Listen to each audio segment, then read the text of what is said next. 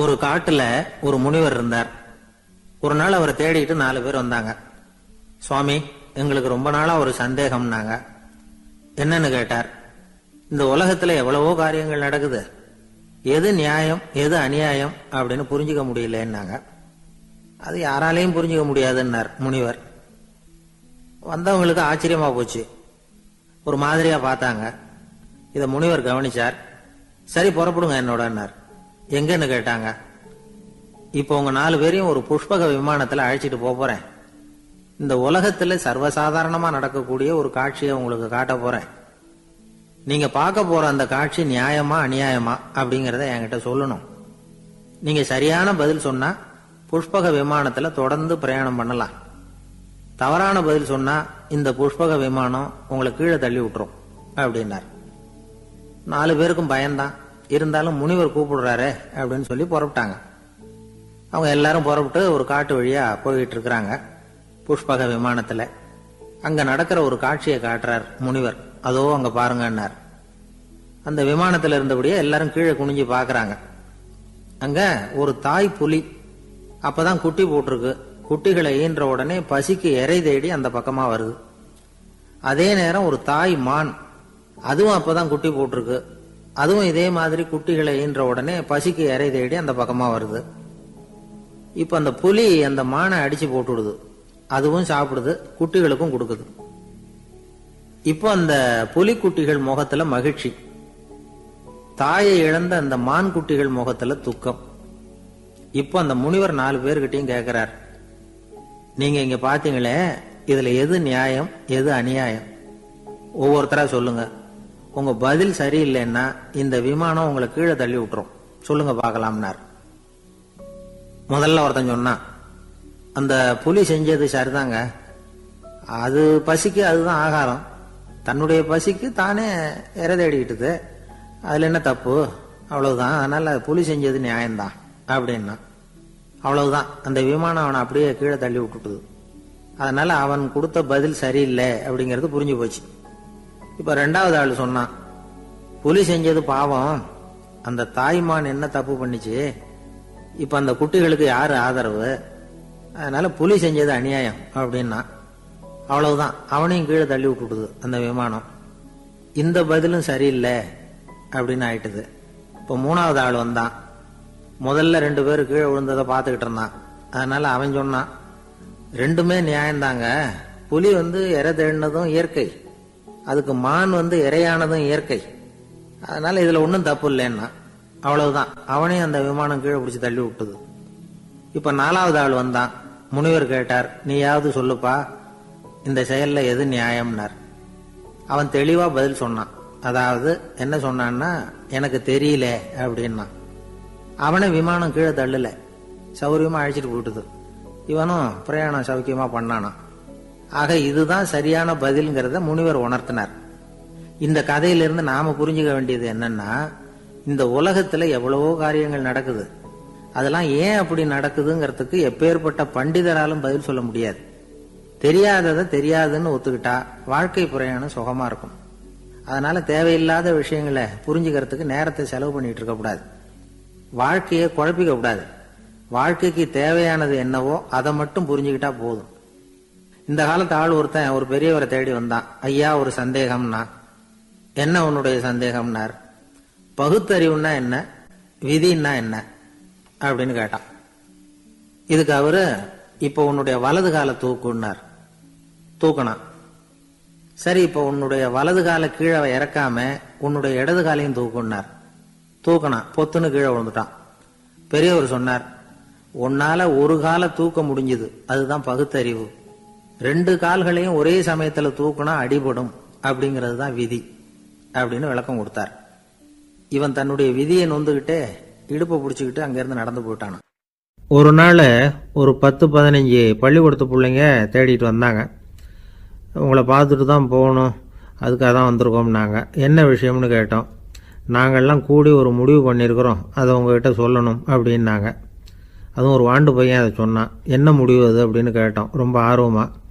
அதை இப்போ சொல்ல மாட்டோம், எங்களுக்கு பிடிக்கிற மாதிரி ஏதாவது ஒரு தகவல் சொன்னால் அதுக்கப்புறம் நாங்கள் அதை சொல்கிறோம் அப்படின்னா அந்த வாண்டு பையன்.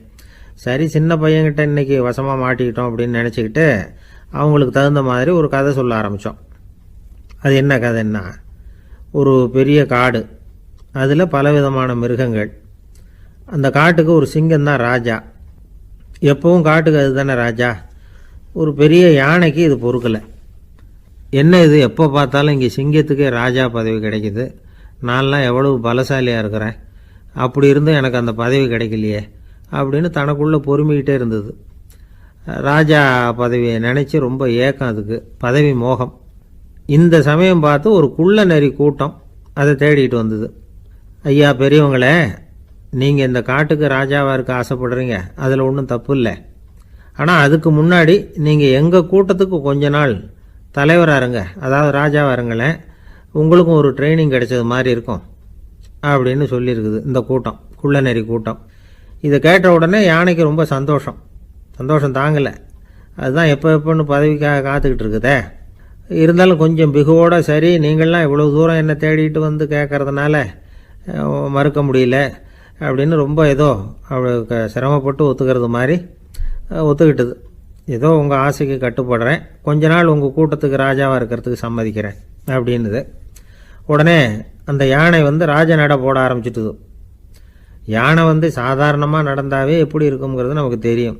அதுவே ராஜ நடந்தால் எப்படி இருக்கும் கற்பனை பண்ணி பாருங்கள். யானை முன்னாடி கம்பீரமாக போய்கிட்டு இருக்குது, தலைவர் இல்லையா, அதனால் குள்ள நரிகள்லாம் ரொம்ப அடக்கமாக அது பின்னாடி அணிவகுத்து போயிட்டு இருக்குது. ராஜா வாழ்க, மன்னர் வாழ்க அப்படின்னு கோஷம் வேற. யானைக்கு தலைகால புரியல, அவ்வளவு சந்தோஷம். அந்த யானைக்கு செருக்கு ஆணவம் எல்லாம் ஏற்பட்டு போச்சு. அதுக்கப்புறம் அது தரையை பார்க்குமா, நிமிர்ந்து நடக்க ஆரம்பிச்சுட்டுது. தரையை பார்க்குறதே இல்லை.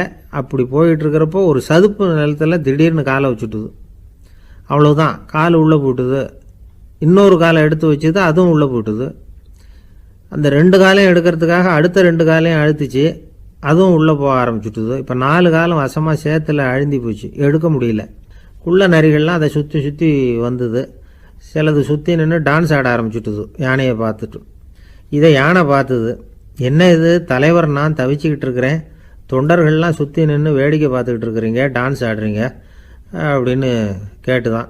தொண்டர்களே, தலைவர் நான் தவிச்சிக்கிட்டு இருக்கிறது உங்களுக்கு தெரியலையா? இப்போ உடனே உங்கள் தலைவரை காப்பாற்ற வேண்டியது உங்கள் கடமை இல்லையா அப்படின்னு கத்துச்சான் அந்த யானை. குள்ள நரிகளில் ஒன்று முன்னாடி நின்று அந்த யானையை பார்த்து தான், தலைவரே எங்களுக்கு ரொம்ப நாளாக ஒரு ஆசை, அந்த ஆசையை நிறைவேற்றிக்கிறதுக்காகத்தான் உங்களை எங்கள் தலைவராக ஏற்றுக்கிறோம்னு சொன்னோம் அப்படின்னு தான். என்ன ஆசைன்னு கேட்டிருக்கு யானை. யானை கறி சாப்பிட்டு பார்க்கணுங்கிறது எங்களுக்கு ரொம்ப நாளாக ஆசை, அது இன்றைக்கி தான் நிறைவேற போகுது அப்படின்னு தான் அந்த நரி. இதை கேட்ட உடனே அந்த யானை அப்படியே மூர்ச்சி ஆகிட்டு தான். நரிகள்லாம் அது மேலே ஏறி குதற ஆரம்பிச்சுட்டு தான்.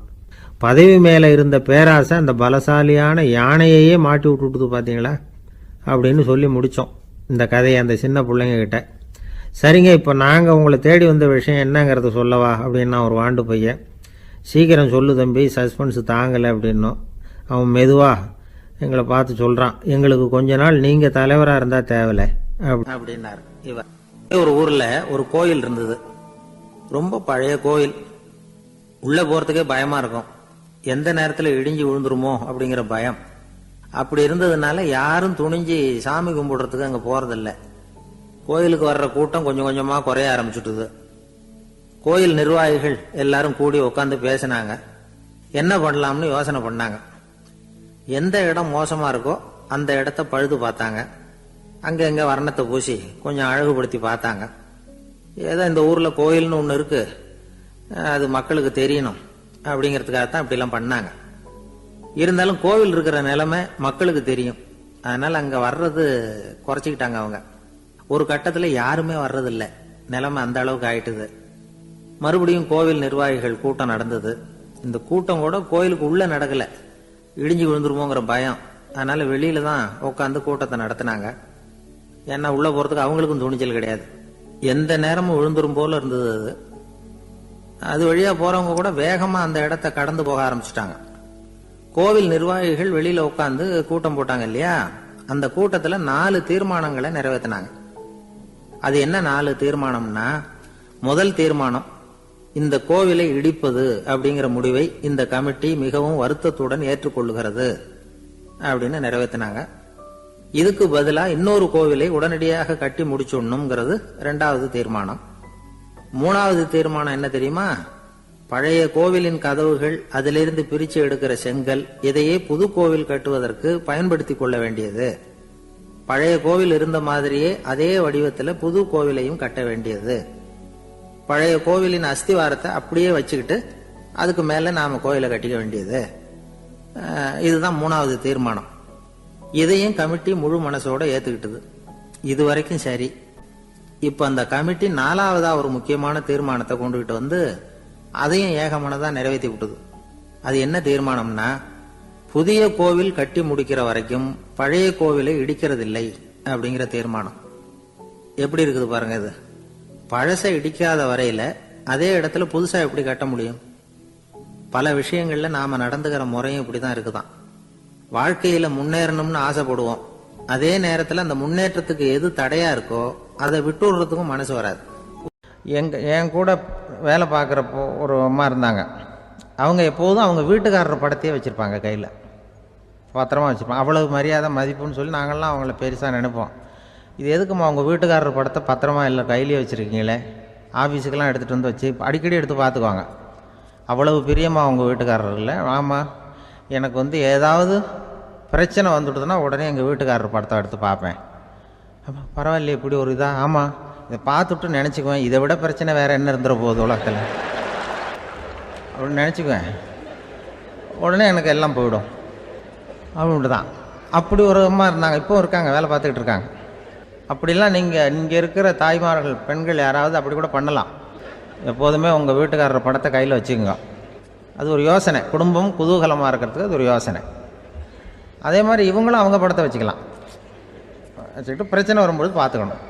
இதை விட நமக்கு என்ன வந்துட போகுது பெருசா அப்படி தான் இருக்கணும். குடும்பம் நல்லபடியாக இருக்கணும்னா அதுக்கு இப்போ சொல்லுவாங்க, கடவுளே ஒரு வீட்டு கணவன், வீட்டு தலைவர் கனவுல வந்தாராம். கடவுள் இது மாதிரி உன்னை விட்டுட்டு உங்கள் குடும்பத்தை உன்னையெல்லாம் விட்டுட்டு போக போகிறேன்னா, அதனால் ஏதாவது வரம் வேணும்னா கேட்டு போய் வாங்கிக்கோ அப்படின்னு கடவுள் சொன்னாராம் அந்த குடும்ப தலைவர்கிட்ட. அவருக்கு என்ன கேட்குறதுன்னு புரியல. கடவுள் விட்டுட்டு போகிறேங்கிறாரு, ஏதாவது வரம் கேட்டுக்கோ அப்படின்னு. நம்ம என்ன பண்ணுறது, என்ன கேட்குறதுன்னு ஒன்றும் புரியல, குழம்பிக்கிட்டு இருந்தான் அந்த ஆள் கனவில். இப்போ கடவுள் சொன்னாராம், சரி நீ ரொம்ப குழப்பமாக இருக்க, நாளைக்கு மறுபடியும் உன் கனவில் வரேன், அதுக்குள்ளே நீ முடிவு பண்ணி வை, உனக்கு என்ன வரம் வேணுமோ கேட்டு வாங்கிக்கோ, உனக்கு வரம் கொடுத்துட்டு நான் போயிடுறேன், உன்னை விட்டுட்டு போகிறதா நான் முடிவு பண்ணிட்டேன் அப்படின்ட்டுருக்காரு கடவுள். சரி ஒரு நாள் அவகாசம் கொடுங்க, நாளைக்கு நான் அதுக்குள்ளே முடிவு பண்ணி வைக்கிறேன்ட்டு அவர் வந்தார். மறுநாள் முழிச்சுக்கிட்டு மனைவி, மகன், மக்கள் எல்லாரையும் கூப்பிட்டார், குடும்பத்தில் எல்லாரையும். இப்படி வாங்க, இது மாதிரி நேற்று கனவுல வந்தார் கடவுள், நம்மளை விட்டுட்டு போக போகிறாராம், என்ன வரம் வேணும்னு கேட்டு வாங்கிங்கோ அப்படின்னு இப்போ சொல்லிட்டார். என்ன கேட்குறதுன்னா அப்படின்னு அந்த கணவன் கேட்குறான். இந்த மனைவி சொல்கிறாங்க, என் உடம்பு பூரா நகையாக இருக்கணும் அப்படின்னு கேள் அப்படின்ட்டுருக்கு. அதுக்குள்ளே அந்த ஒரு பொண்ணு ஓடி அப்படிலாம் கேட்காதப்பா கடவுள்கிட்ட, இப்போ இருக்கிற சொத்து எவ்வளோ இருக்கோ அதுபோல் இன்னொரு பங்கு வேணும்னு கேள் அப்படின்னு. அந்த பையன் அவன் வேறு சொன்னான், அவன் அது நமக்கு இது போல் ஒரு 10 பங்காவது வேணும், 2 பங்களா, கார் வேணும் அப்படின்னு அவன் ஒரு லிஸ்ட்டை கொடுத்தான். இவர் என்ன கேட்குறதுன்னு முடிவு பண்ணுறதுக்குள்ள அங்கே வேலை செய்கிற அம்மா, ஒரு வயசான அம்மா வந்திருக்கு, வேலை செய்கிற அம்மா. அது சொல்லிச்சான் இவர்கிட்ட, தப்பாரு கடவுள்கிட்ட அப்படிலாம் கேட்காதப்பா, நாளைக்கு வரும்பொழுது என்ன வர வேணும்னா எங்கள் குடும்பத்தில் எல்லாரும் அன்பாக இருக்கணும், பாசமாக இருக்கணும்னு கேட்டு வாங்கிக்கோ வரத்தை. அன்பு பாசம் குடும்பத்தில் எப்போதும் நிலவணும்னு கேட்டு வாங்கிக்கோ, வேற எல்லாம் நம்ம பார்த்துக்கலான்னு இந்த பெரியம்மா சொல்லிச்சான். மறுநாள் அதேமாதிரி படுத்து தூங்கினார். கடவுள் கனவுல வந்தார். கேட்கும்பொழுது இவர் சொன்னாராம், ஐயா எனக்கு எங்கள் குடும்பத்தில் நாங்கள் கணவன், மனைவி, புள்ள, குட்டி எல்லாம் பாசமாக இருக்கணும், அன்பாக இருக்கணும், இதுதான் எங்களுக்கு வர வேணும் அப்படின்னு கேட்டாராம். இவர் கேட்டதும் கடவுள் தலையை சொரிய ஆரம்பிச்சிட்டாராம். ஏன் என்ன யோசிக்கிறீங்கன்னு கேட்டிருக்காரு. நீங்கள் அன்பாக பிரியமாக இருந்தீங்கன்னா அப்புறம் ஏன் நான் உங்களை விட்டுட்டு போக போகிறேன், நான் ஏற்கனவே இல்லைங்கிறதுனால தான் உங்களை விட்டு போகலாம்னு முடிவு பண்ணியிருந்தேன். இப்போ நீங்கள் ஏற்கனவே பாசமாக இருந்தீங்கன்னா நான் இனிமேல் போக மாட்டேன், அதனால் ஏன் முடிவும் மாற்றிக்க வேண்டியதுதான், உங்கள் கூட தான் இருக்க போகிறேன்னாராம். இப்படி ஒரு கதை சொல்லுவாங்க. அதனால் ஒரு குடும்பத்தில் அந்தந்த உறவு முறைகள் சரியாக இருக்கிற வரைக்கும் எல்லாம் நல்லாயிருக்கும். அங்கே தான் இறைவன் வாழும் இல்லம்ங்கிறாங்களே, அதுதான் அதில் அந்த குடும்ப தலைவருங்கிறவர் கணவன் அப்படிங்கிறதுனால அவருக்கு தான் பொறுப்பு. அவருக்கு நிறைய சகிப்புத்தன்மை வேணும், கோபம் வரக்கூடாது, யார் என்ன சொன்னாலும் போன. சில கணவன்மார்கள் வந்து எது சொன்னாலும் மனைவி வந்து தட்டுறதில்லை. அங்கே போனால் போவாங்க, எதுக்கு போக சொல்கிறேன்னு கேட்குறதில்ல, போகிறது. இங்கே வான்னா வர்றது. திருவள்ளுவர் மனைவி இருந்தாருன்னு சொல்கிறாங்கல்ல, அது மாதிரி. அது எப்படின்னா ஒருத்தர் சொன்னார், அது அப்படி இல்லை, அதுக்கு ஒரு கதை சொன்னார். ஹிட்லர் வந்து வந்தாராம் ஒரு தடவை ஒரு பெரிய கப்பல் மேலே. கப்பலுடைய மேல் தளத்தில் ஹிட்லர் வந்துக்கிட்டு இருக்கார். ஒரு இங்கிலீஷ் கேப்டன் எதிரில் நிற்கிறான். அவனுக்கு பெரிய ஆச்சரியம், இந்த ஆள் எப்படி இப்படி ஒரு தனி மனிதனாக இருந்துக்கிட்டு உலகத்தையே இப்படி இந்த பாடுபடுத்துகிறார் அப்படின்னு சொல்லி, உன்னுடைய வெற்றிக்கு என்ன காரணம்னு கேட்டாரான் அந்த இங்கிலீஷ் கேப்டன். இப்போ ஹிட்லர் சொன்னாராம், என்னுடைய வெற்றிக்கு காரணம் என்கிட்ட வேலை செய்கிற ஊழியர்கள். நான் கிழிச்ச கோட்டை தாண்ட மாட்டாங்க, நான் என்ன சொல்கிறேனோ அதை உடனே செய்வாங்க, ஏன் எதுக்குன்னு எதிர்த்து பேச மாட்டாங்க, அதுதான் என்னுடைய வெற்றிக்கு காரணம் அப்படின்னு சொல்லி அதை நிரூபித்து காட்டுறேன் பார் அப்படின்னு சொல்லி கையை தட்டினாரான் ஹிட்லர். உடனே ஒரு சிப்பாய் அங்கேருந்து வந்து லெஃப்ட் ரைட்னு போட்டு வந்து சல்யூட் பண்ணி நின்னான். உடனே ஹிட்லர் சொன்னார், நீ அப்படியே இந்த கப்பல் மேல் தளத்துலேருந்து அப்படி கடலில் விழுந்து செத்து போடா அப்படின்னு பொத்துன்னு குதிச்சுட்டான். எதுக்கு சொல்கிறேன் என்ன இதில், உடனே குதிச்சு செத்து போட்டான். இவருக்கு பெரிய ஆச்சரியம் கேப்டனுக்கு. ஹிட்லர் சொன்னார், இதுதான் என்னுடைய வெற்றிக்கு காரணம், தப்பார் இன்னொருத்தனை கூப்பிட்றேன் அப்படின்னு தட்டினா, இந்த பக்கத்துலேருந்து ஒருத்தன் வந்தான், லெஃப்ட் ரைட்னு வந்து நின்னா, நீ இப்படி குதிச்சு செத்து போடா அப்படின்னு பொத்துன்னு குதிச்சுட்டான். எதுக்கு போக சொல்கிறீங்கன்னு ஒன்றுமே கேட்கல, குதினா உடனே குதிச்சுட்டான். அப்போ ஹிட்லர் சொன்னார், இதே மாதிரி என்னுடைய ஒவ்வொரு ஊழியர்களும் இருக்கிறாங்க, நானும் ஊழியர்களை இழக்கிறதுக்கு தயாராக இல்லை, தப்பார் தயாராக இருப்பேன் எப்போதும், தப்பார் இன்னொருத்தரம் தட்டுறேன்னு இன்னொருத்தர் வந்தார். எதிர்த்தாப்புலேருந்து ஒருத்தன் லெஃப்ட் ரைட் சல்யூட் அடித்தான். நீயும் குதிச்சு செத்து போடான்ருக்கார் ஹிட்லர். இவனால் பொறுக்க முடியல, இந்த இங்கிலீஷ் கேப்டன் அனாவசியமாக ஒவ்வொருத்தனாக குதிச்சுட்றானேன்னு சொல்லி ஓடி போய் அவனை குதிச்சிட்டான். குதிக்கிறதுக்கு முன்னாடி பிடிச்சி தனியாக எடுத்துகிட்டு போட்டான். தனியாக எடுத்துகிட்டு போய் அந்த சிப்பாய்கிட்ட கேட்டாரான் அந்த இங்கிலீஷ் கேப்டன், ஏன்ப்பா அந்த ஆள் குதிக்க சொல்கிறான்னா நீ ஏன் எதுக்குன்னு கேட்குறது இல்லையா, உடனே குதித்து செத்து போகிறீங்களே, இதெல்லாம் என்ன அநியாயம் அப்படின்ட்டுருக்கான் அந்த இங்கிலீஷ் கேப்டன் கையை பிடிச்சிக்கிட்டு. உடனே அந்த சிப்பாய்க்கு கோவம் வந்துட்டு தான், உடையா கையை, இவன்ட்ட வேலை பார்க்குறத விட உழுந்து செத்து போகலான்னு நான் குதிக்கிறான், என்ன அனாவசியமாக எதுக்கையாக இருக்க சொல்கிறேன் அப்படின்னு சொல்லி குதிச்சுட்டானா. அதனால் இந்த உடனே சொல்கிறத செய்கிறாங்க பாருங்கள், அவங்கள நம்பக்கூடாது. கணவன்மார்களுக்கு ஒரு எச்சரிக்கை, சொல்கிறத உடனே செஞ்சுருவாங்க மனைவி. நீ அங்கே போனால் போவாங்க, வரணும் அது ஹிட்லர் மாதிரி நினைக்கிறாங்கன்னு அர்த்தம். இதுகிட்ட பேசிக்கிட்டு இருக்கிறத விட சொல்கிறத செஞ்சுட்டு போடுவோமே, அப்படி சமாளிக்கிற கணவன்மார்கள் உண்டு. குடும்பத்தில் வந்து அப்படிலாம் இருந்து சமாளிக்கிறாங்க. குடும்பத்தில் ஒருத்தர் அனுசரிப்பு தன்மைங்கிறது ரொம்ப அவசியம். கணவன் மனைவின்னா அனுசரித்து போகணும்னு சொல்லுவாங்க. அதாவது ஒரு கணவன் அதுக்காக தான் அந்த காலத்துலலாம் ஒரு வீட்டுக்கு வந்து மாப்பிள்ளை தேடுறதுங்கிறது ஒரு பெரிய குடும்பத்தை நிர்வகிக்கிற அளவுக்கு ஒரு கணவனாக வரக்கூடிய எப்படி இருக்கணும் அப்படின்னா, அந்த காலத்தில் புலி வேட்டைக்கு போகணும். ஒரு பொண்ணுக்கு மாப்பிள்ளை தேடுறதுன்னா நம்ம தமிழ் பழக்கம் என்னென்னா, காட்டுக்கு போய் ஒரு புலியை வேட்டையாடிட்டு வரணும். அந்த புலி பல்லு அல்லது நகத்தை கொண்டுட்டு வரணும் அந்த இளைஞன். அதை வந்து வீட்டில் கொடுப்பான், அதை தான் கட்டி அதை வந்து இதாக கட்டுவாங்க, மாலையாக போடுவாங்க, தாலியாக கட்டுவாங்க. அதாவது வீரம் இருக்கா பையனுக்குன்னு பார்ப்பாங்க. ஒரு பொண்ணு வேணும்னா நீ முதல்ல வீட்டுக்கு பொண்ணு கேட்க போகக்கூடாது, காட்டுக்கு போகணும், போய் புளியை கொண்டு வா, அதுக்கப்புறம் தான் உனக்கு பொண்ணு அப்படின்னு சொல்லுவாங்க. இப்போவெல்லாம் ஏன் போகிறது இல்லைன்னா, இப்போலாம் ஒருத்தனை வந்து காட்டுக்கு போய் புலிப்பல் கொண்டு வான்னா புலி தான் மாப்பிள்ளையாக வரும். அதனால தான் இப்போ போகிறதில்ல யாரும் காட்டுக்கு. அப்போ வந்து பெண்களும் வந்து ரொம்ப வீரமாக இருந்தாங்க. பெண்கள் மூலம் அந்த காலத்தில் எப்படின்னா, முறத்தாலேயே புலியை துரத்துவாங்களாம். நம்ம பழைய பாட்டிலெல்லாம் பார்த்துருப்பீங்க, முறத்தால் புலியை விரட்டினாங்கன்னு வரும் பழைய பாட்டு. ஒரு அந்த அளவுக்கு பெண்களுக்கு வீரம். இப்போ கல்யாணம் ஆகி இந்த காலத்தில் ஒரு கணவனை வந்து விரட்டிட்டு வந்தாங்களாம் முறத்தை எடுத்துக்கிட்டு. ஒரு மனைவி அவன் பயந்துட்டு வெளில ஓடி வரான், பின்னாடி முறத்தை எடுத்துகிட்டு அந்த அம்மா ஓடி வருது.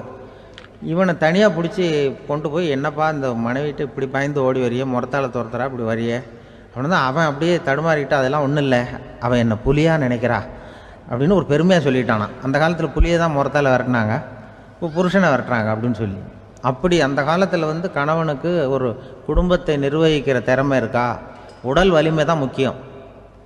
இப்போ கூட மதுரை பக்கத்தில் ஐயாவுக்கு தெரியும், அந்த இளவட்டக்கல்லுன்னு ஒரு ஊர், இப்போ ஊர் எல்லையில் கிடக்கும். ஊர் எல்லையில் ஒரு பெரிய கல் கிடக்கும். அந்த ஊருக்கு பொண்ணு கேட்க போகிறவங்க அந்த கல்லை தலைக்கு மேலே தூக்கி காட்டணும், அப்படியே தூக்கி தலைக்கு மேலே வசதி கீழே போடணும். அந்த வலு இருந்தால் தான் நீங்கள் அந்த ஊருக்குள்ளேயே போகலாம், பொண்ணு கேட்குறதுக்கு போகலாம், இல்லைன்னா நீ திரும்பி போக வேண்டியதான். அந்த வலிமை இருக்கா மாப்பிள்ளைன்னு பார்க்குறாங்க, இளவட்டக்கல்லுன்னு பேர். அப்போ என்ன பண்ணாங்கன்னா, ஒரு 1000 வருஷத்துக்கு முன்னாடி அந்த கல்லை தலைக்கு மேலே தூக்கி கீழே போடுவாங்களாம். ஒரு 500 வருஷத்துக்கு முன்னாடி அப்படி கொஞ்சம் தூரம் இடுப்பு அளவுக்கு தூக்கி கீழே போட்டுக்கிட்டு இருந்திருக்கிறாங்க. அதுக்கப்புறம் ஒரு 100 வருஷத்துக்கு முன்னாடியெல்லாம் அப்படி முழங்கால அளவுக்கு அப்படி தூக்கி போட்டால் போகிறோம்னு வச்சுருந்தாங்களாம். இப்போ நான் அந்த ஊருக்கு என் கூட பழனிசாமின்னு ஒருத்தர் இருக்கார். அவர் போய் உனக்கு எப்படிப்பா இந்த ஊரில் கல்யாணம் ஆச்சு அப்படின்னா, இப்போலாம் நாங்கள் தொட்டு கும்பிட்டா போகிறோம், அதை அசைக்கிறது கூட இல்லை. அப்படி ஆகிட்டுது. ஒரு குடும்பத்தை கணவனாக வரப்போகிறவனுக்கான தகுதி அந்த காலத்தில் அப்படி இருந்துதான்.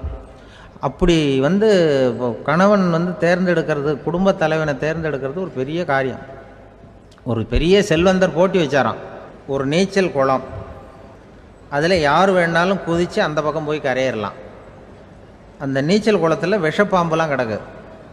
யார் துணிஞ்சி அந்த விஷப்பாம்பு இருக்கிற குளத்தில் குதித்து அந்த பக்கம் போய் கரையேறானோ அவனுக்கு ஒரு 100 ஏக்கர் நிலம் கொடுப்பேன், அது வேண்டான்னா ஒரு 1000 ஆடு கொடுப்பேன், அதுவும் வேண்டான்னா என் பொண்ணை கொடுப்பேன் அப்படின்னு போட்டி வச்சார். அதான் மாப்பிள்ளையை தேர்ந்தெடுக்கிறதுக்கு அவர் ஒரு வழி, நீச்சல் குளத்தில் குதித்து கரையேறணும். இப்போ அந்த ஊரில் இருக்கிற இளைஞர்கள்லாம் பார்க்குறாங்க அந்த குளத்தில் குதிக்கணும்னு. ஆனால் குளத்தில் ஒரு விஷப்பாம்புலாம் கிடக்கு. இது என்ன பண்ணுறதுன்னு பார்த்தா யாருமே குதிக்கிறதுக்கு தைரியம் வரல. திடீர்னு ஒருத்தன் துணிஞ்சு குதித்தான், படபடன்னு அடிச்சுட்டு போய் அந்த பக்கம் கரையேறிட்டான். கரையேறின உடனே பரவாயில்லையே ஒரு ஆள் வந்துட்டான்னு சொல்லி அவனை அந்த இளைஞனை போய் பிடிச்சிட்டு வந்தாங்க. அந்த பெரியவர் கேட்டார், ஏப்பா இவ்வளவு பெரிய விஷப்பாம்பெல்லாம் கிடக்கிற நீச்சல் குளத்தில் நீ துணிஞ்சு குதித்து கரையேறி இருக்கிற, உனக்கு என்ன 1000 ஏக்கர் நிலம் கொடுத்துறவா, 100 ஏக்கர் நிலம் கொடுக்கவா சொல்கிறப்படி அப்படின்னா, வேண்டாம் சார்ன்றான். ஓஹோ அப்படின்னா ஒரு 1000 ஆடு வேணுமா உனக்கு அப்படின்னா, அதுவும் வேண்டாம் சார். ஓ அப்படின்னா என் பொண்ணு வேணுமா அப்படின்னா, அதுவும் வேண்டாம் சாருங்கிறான். அப்புறம் எதுக்குடா குதிச்சுன்ட்டு என்ன உனக்கு என்ன தான் வேணும் அப்படின்னு கேட்டிருக்கார். என்னை எவன் பிடிச்சி தள்ளி விட்டவன்னு தெரியணும் அப்படின்றான். அதுக்காக அவன் பார்த்துருக்கான். அப்படி இருந்தால் தான் துணிச்சல் வரும் இந்த காலத்தில். எதுக்கு இவ்வளவு சங்கடம்லாம் வச்சாங்கன்னா, ஒரு குடும்பத்துக்கு தலைவராக வர வேண்டிய ஒரு ஆள், கணவனாக இருக்க வேண்டியவனுக்கு துணிச்சல் இருக்கா, தைரியம் இருக்கா அப்படிங்கிறது பார்க்கறதுக்காக இப்படிப்பட்ட தேர்வு முறைகள்லாம் வச்சுருந்தாங்க அந்த காலத்துலலாம். இப்போலாம் கல்யாணம் பண்ணுறது ஆளுக்கு நேரில் பார்க்காமலே கூட கல்யாணம் நடக்குது இன்டர்நெட்டில். இப்போ சர்டிஃபிகேட் கேட்குறாங்க, நோய் நொடி இல்லாமல் இருக்காரா பார், காட்டுக்கெலாம் போக வேண்டாம், நேராக ஆஸ்பத்திரிக்கு போய் ஒரு சர்டிஃபிகேட் வாங்கிட்டு வா, உனக்கு ஒன்றும் வியாதி இல்லைன்னு ப்ரூவ் பண்ணு, அதுக்கப்புறம் பார்த்துக்கலாம், மற்றதை பேசுவோம் அப்படின்னு சொல்லி அப்படி இருக்குது நிலைமை. அதனால் குடும்பத்தில் அந்த கணவனாக இருக்கிற வேண்டியவனுக்கு பொறுப்பு அதிகம். ஏன்னா எல்லாத்தையும் அனுசரித்து போக வேண்டியதாக வந்தான். அப்படி தான் இருக்குது. அந்த கணவன் மனைவிக்குள்ளே விட்டு கொடுக்கறது அதெல்லாம் பற்றி நிறைய எல்லாரும் ஏற்கனவே நம்ம புலவர்கள்லாம் பாடியிருக்காங்க, எல்லோரும் சொல்லுவாங்க. ஒரு கணவன், ஒரு குழந்தை பிறந்து தான் ஒரு வீட்டில், அந்த குழந்தைக்கு என்ன பேர் வைக்கிறதுங்கிறது ஒரு தகராறு. இந்த குழந்தைக்கு என்ன பேர் வைக்கிறதுங்கிறதுல தகராறு வந்துடுது. யார்? கணவனுக்கும் மனைவிக்கும். அவன் என்ன சொல்கிறான், எங்கள் அப்பா பேரை தான் வைக்கணுங்கிறான் அவன். இந்த அம்மா என்ன சொல்லுது, இல்லை எங்கள் அப்பா பேரை தான் வைக்கணும் அப்படிங்குது. காலையிலேருந்து சண்டை, தகராறு. எதிர்த்த வீட்டுக்காரன் பார்த்தான், இது என்ன காலையிலேருந்து எதிர்த்த வீட்டில் தகராறு நடக்குது, என்னென்னு போய் கேட்டிருக்கான். என்னம்மா உங்களுக்கு உள்ள தகராறு, காலையிலேருந்து பார்த்தேன் அப்படின்னா, ஒன்றும் இல்லைம்மா, எங்கள் குழந்தைக்கு பேர் வைக்கிறதுல எங்களுக்கு உள்ளே ஒத்து போக முடியல, நான் எங்கள் அப்பா பேரை வைக்கணுங்கிறேன், அந்த அம்மா அவங்க அப்பா பேரை வைக்கணுங்குது, அதுதான் எங்களால் குடும்பத்தில் ஒரு நிம்மதி இல்லாமல் இருக்கிறோம், தகராறு பண்ணிகிட்ருக்கோம் அப்படின்னு நானா. அப்போ எதிர்த்த வீட்டுக்காரன் சொல்லியிருக்கான், எதிர்த்த வீட்டுக்காரன்னு நான் எதுக்கு இருக்கிறேன், நான் பஞ்சாயத்து பண்ணி வைக்கிறேன், உங்களுக்குள்ளே என்ன இது பேர் தானே வைக்கணும், ஏன்ப்பா உங்கள் அப்பா பேர் என்ன அப்படின்னு அவனை கேட்டிருக்கான். எங்கள் அப்பா பேர் சீனிவாசன் அப்படின்ட்டுருக்கான். இந்த அம்மாவை உங்கள் அப்பா பேர் என்னம்மா, கிருஷ்ணன் அப்படின்னு சொல்லி இவன் யோசித்து பார்த்தான். குழந்தைக்கு சீனிவாச கோபாலகிருஷ்ணன்னு பேர் வைங்க போங்க அப்படின்ட்டு போயிட்டான். ஏற்ற விட்டு தீர்த்து வச்சுட்டு போயிட்டான். போனதுக்கப்புறம் இவங்க 2 பேரும் பேசிக்கிட்டாங்க. சரி, இந்த சீனிவாசன் சரி, கிருஷ்ணன் சரி, நடுவில் கோபாலம் யார் அப்படின்னு சொல்லி அவனை போய் இழுத்துட்டு வந்தான். எழுத்து வீட்டில் போய், அது யார்ரா, அது இங்கே வா, அது யார்ரா கோபாலை அப்படின்னா, அது எங்கள் அப்பா பேர், நீ அதை மட்டும் எதுக்கு விட்டு வைக்கிற, அதையும் சேர்த்து வச்சுட்டு போடான்னு. அதாவது குடும்பத்தில் ஒரு கணவனும் மனைவியும் ஒரு சின்ன விஷயத்தில் கூட ஒத்து போகலன்னா இப்படி தான் ஏற்று வீட்டுக்காரன் பஞ்சாயத்துக்கு வருவான். கோபாலன்னு குறுக்க வருவான் ஒருத்தன். அப்படி அந்த அனுசரிப்புங்கிறது குடும்பத்தில் ரொம்ப அவசியம். கணவனும் மனைவி அது ஒன்றுக்கு மேலே இந்த கல்யாணம் பண்ணிக்கிறாங்க, அது ரொம்ப அவஸ்தை. ஒருவனுக்கு ஒருத்திங்கிறது நம்ம இதெல்லாம் சொல்கிறது. ஒன்றுக்கு மேற்பட்ட திருமணங்கள் சங்கடத்தில் தான் கொண்டு விடும். நிறைய சொல்லுவாங்க. உலகத்திலேயே ஒரு பெரிய இது என்ன தெரியுங்களா, இயற்கை நிர்ணயம் பண்ணுது. இப்போ நம்ம சில பேருக்கு எனக்கு பொம்பளை பிள்ளை வேண்டாம், ஆம்பளை பிள்ளை வேண்டான்னு சொல்லி இந்த ஸ்கேன் பண்ணி என்னென்னவோ பண்ணிகிட்டு இருக்கிறாங்கல்ல. ஆனால் இயற்கை அந்த 50-50 ரேஷியோவை அது மெயின்டைன் பண்ணிகிட்ருக்கு. இந்த உலகத்தில் ஒரு அதிசயமான உண்மை என்னென்னா 116 ஆம்பளை பிள்ளை பிறந்தா 100 பொம்பளை பிள்ளை பிறகுதான். உலக அளவில் 116 ஆம்பளை பிள்ளை பிறந்தா 100 பொம்பளை பிள்ளை பிறகுது. இது எதுக்கு 16 அதிகமாக பிறக்குதுன்னா, அந்த வாலிப வயசு அடையிறதுக்குள்ளே 16 செத்து போகுது. 16 அங்கங்கே ஓடுறது, கொஞ்சம் முரட்டுத்தனமாக போகிறதுனால செத்து போகுது. அந்த 50-50 இந்த ஒருத்தருக்கு ஒருத்தங்கிற ரேஷியோவை இயற்கை மெயின்டைன் பண்ணிகிட்டு இருக்கு. அது ஒரு பெரிய அதிசயம். அதை விட பெரிய அதிசயம் என்னென்னா, இந்த உலக யுத்தம் நடந்ததில்ல, முதல் உலக யுத்தம், 2வது யுத்தம், அப்போ பார்த்துருக்குறாங்க, கணக்கு எடுத்துருக்குறாங்க. அந்த யுத்தம் முடிஞ்ச பிறகு 116 ஆம்பளை பிள்ளைக்கு பதிலாக 160 170 பிறக்க ஆரம்பிச்சுதான். 100 பெண் குழந்தைக்கு 170 180 ஆண் குழந்தை. இது எதுக்குன்னா, அந்த போரில் செத்து போகுதில்ல ஆம்பளை பிள்ளைகள், அதை ஈடுகட்டுறதுக்காக அதிகமாக பிறக்க ஆரம்பிச்சிருக்கு. அந்த அளவுக்கு இயற்கை ஒரு பெரிய ரேஷியோவை மெயின்டைன் பண்ணுது. அதாவது ஒருவனுக்கு ஒருத்திங்கிறத அது சொல்லிகிட்டு இருக்கு. புறாவெல்லாம் வளர்த்திங்கன்னா, நான் கூட புறா வளர்த்துருக்குறேன் ஊரில். புறா வளர்த்திங்கன்னா ஒரு தடவைக்கு 2 முட்டை தான் விடும் ஒரு வீட்டுக்கு. அந்த 2 முட்டையும் குஞ்சு பறிச்சுன்னா அதில் ஒன்று ஆணாக இருக்கும், ஒன்று பொண்ணாக இருக்கும். அது எந்த முட்டை ஆண் எந்த முட்டை பெண்ணுங்கிறத இயற்கை நிர்ணயம் பண்ணுது. அதை நம்ம மாற்றவே முடியாது. ரெண்டையும் அந்த பெண்ணாவோ ரெண்டையும் ஆணாவோ மாற்ற முடியாது நம்ம. அதனால் அந்த இயற்கையை புரிஞ்சுக்கிட்டு நாம் நடந்துக்கணும். அதனால தான் ஒரு கணவன் ஒரு மனைவி, அதான் ஒருத்தருக்கு ஒருத்தங்கிறது. ஒன்றுக்கு மேலேனா சங்கடம் தான். ஒரு பஸ்ஸில் ரெண்டு பெண்கள் வந்துக்கிட்டு இருந்தாங்களாம். பஸ்ஸு பிரயாணம். 2 பெண்கள் பக்கத்து பக்கத்தில் உட்காந்துருக்காங்க. அந்த கண்டக்டரை கூப்பிட்ருக்காங்க, இங்கே வாயா அப்படின்னு அந்த ஒரு அம்மா கூப்பிட்ருக்கு. என்னம்மா அப்படின்ட்டுருக்கார். இந்த ஜன்னலை திறந்து விட்டு போ அப்படின்னு. சரின்னு பக்கத்தில் இருந்த ஜன்னலை திறந்து விட்டு அவர் போயிட்டார். பக்கத்தில் இருந்தம்மா உடனே இங்கே வாயா மறுபடியும் வாயான்னு கூப்பிட்ருக்கு. என்ன இந்த ஜன்னலை மூடிவிட்டு போ அப்படின்ட்டுருக்கு. மூடிவிட்டு போனார். மறுபடியும் அந்த முன்னாடி கூப்பிட்டது வாமா வாயான்னு மறுபடியும் கண்டக்டரை கூப்பிட்டு, என்ன இந்த பார், இந்த ஜன்னலை நீ மூடி வச்சின்னா நான் மூச்சு திணறி செத்து போடுவேன். அப்புறம் உடனே பக்கத்தில் இருந்தம்மா தபாரியா அந்த அம்மா பேச்சை கேட்டுட்டு நீ திறந்து வச்சின்னா நான் குளிர் தாங்காமல் செத்து போடுவேன் அப்படின்ட்டு அவர் தலையை பிச்சுக்கிறார் கண்டக்டர். என்னடா பெரிய ரொம்ப போச்சேன்னு, கொஞ்சம் தூரம் பிரயாணம், இதில் கூட அட்ஜஸ்ட் பண்ணி போகக்கூடாதா அப்படின்னு. அப்போ அந்த பஸ்ஸில் பின்னாடி ஒருத்தன் கடைசி சீட்டில் வெயில் தாங்காமல் சட்டையெல்லாம் கட்டி போட்டுட்டு ஒரு கிராமத்து ஆள் பீடி குடிச்சிட்டு வரான். அவர் கூப்பிட்ருக்கான் அந்த ஆள், அந்த கண்டக்டர், இங்கே வாயா அங்கே என்ன தகராறு அப்படின்னு. அந்த எதிர்த்து வீட்டுக்காரன் வந்தானே முன்னாடி பஞ்சாயத்துக்கு, அது மாதிரி கண்டக்டர் இங்கே வாயா, அவன் ஏன் நீ என்ன சொல்ல போகிற அப்படின்ட்டு வந்திருக்கான். சட்டையெல்லாம் கட்டி போட்டு பீடி குடிக்கிறான். பீடி புகையை ஊதிவிட்டு அங்கே என்ன தகராறு அப்படின்னு கேட்டிருக்கான். ஒன்றும் இல்லையா, அந்த அம்மா ஜன்னலை திறந்தா செத்து போவேங்கிறது, இந்த அம்மா ஜன்னலை மூடுனா செத்து போவேங்கிறது. நான் என்னையா பண்ணுறது ஒரு ஆள் அப்படின்னு. இதுக்கு ஏன் கவலைப்படுறேன், நான் சொல்கிறத கேள், நான் தீர்த்து வைக்கிறேன் பிரச்சனையை அப்படின்னு சொல்லிவிட்டு பீடியை எடுத்துவிட்டு புகையை ஊதிவிட்டு சொன்னானான். கொஞ்ச நேரம் அந்த ஜன்னலை மூடி வை, அந்த அம்மா செத்து போவோம்.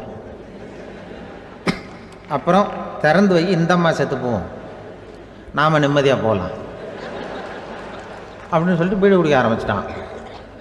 அவருக்கு கோவம் வந்துட்டுது கண்டக்டருக்கு. உனக்கு என்னையா நீ பாட்டுக்கு சொல்லிட்டு போடுவ, அந்த 2 அம்மாவும் செத்து போச்சுன்னா அவங்க வீட்டுக்காரன்